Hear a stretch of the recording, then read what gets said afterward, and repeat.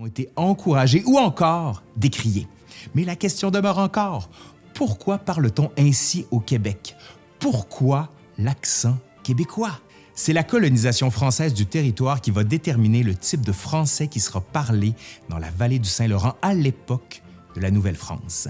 Certains, pour expliquer l'accent et la langue qui se sont développés au Québec, ont avancé la notion de « choc des patois ». On part ici de l'idée que la France, de la fin du 16e au 17e siècle, n'avait pas d'unité linguistique, que le royaume était alors fortement dialectisé. Bref, que les dialectes régionaux étaient plus importants que la langue française.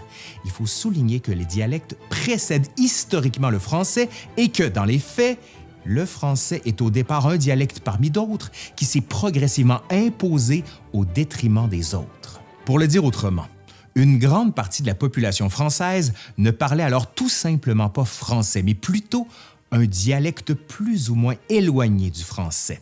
Partant de ça, on a avancé l'idée que ce serait un choc de ces différents dialectes ou patois, comme le normand, le picard ou encore le poitevin, qu'aurait émergé le français québécois. Peu de gens soutiennent aujourd'hui cette théorie. Pourquoi? Parce que cette idée de choc est incompatible avec la réalité des colons français qui s'établissent ici. Dans un premier temps, il faut rappeler qu'avant 1663, la population de la colonie qui deviendra le Canada ne compte que 2500 habitants, alors qu'en 1681, elle atteint le nombre de 10 000 et en 1700, celui de 15 000. Ces colons, on le sait, viennent principalement de villes françaises où on parlait un français régional et non des patois. Ajoutons à ça le statut social et le statut professionnel des nouveaux arrivants qui expliquent pourquoi la plupart d'entre eux étaient francisants plutôt que patoisisants ou bilingues, évidemment. Et comme le français était moins la langue commune partagée par tout le monde, il s'est logiquement imposé même si certains immigrants ont pu parler ou comprendre un dialecte. Certes, beaucoup de ces colons venaient des campagnes, mais ces gens, avant d'embarquer sur les navires pour l'Amérique, devaient parfois demeurer plusieurs mois dans les villes portuaires comme Bordeaux, La Rochelle, Rouen ou Dieppe, qui, elles, constituaient des lieux très francisés.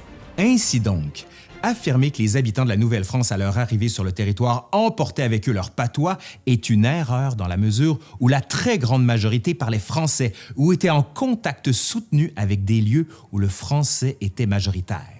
Il y avait bien quelques colons qui parlaient leur patois métropolitain, comme le normand, le bourguignon, le lorrain ou le poitevin, mais leur connaissance du français était assez grande pour leur permettre de s'intégrer à la langue dominante, parlée par le plus grand nombre et surtout celle des autorités françaises, comme l'a maintes fois souligné l'historien Marcel Trudel. Cette réalité est d'autant plus évidente que dans les critères de sélection des candidats à l'émigration pour le Canada, la connaissance du français a pu être mise de l'avant.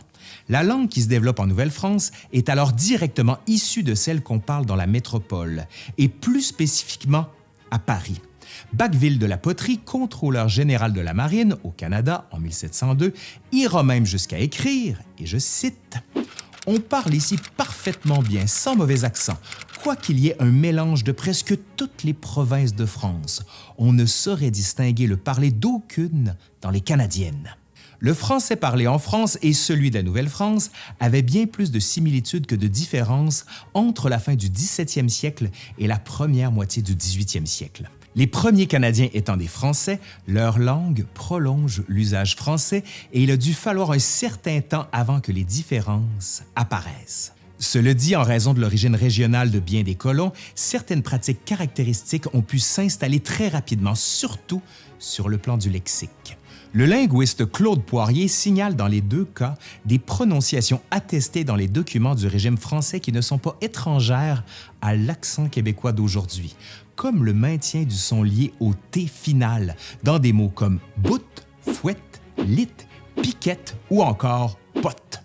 Soulignons quand même que l'instabilité du T en finale de mots est bien attestée dans l'histoire du français tout court. Le T s'étant amui au 16e siècle, a eu tendance à réapparaître sous l'influence de l'orthographe.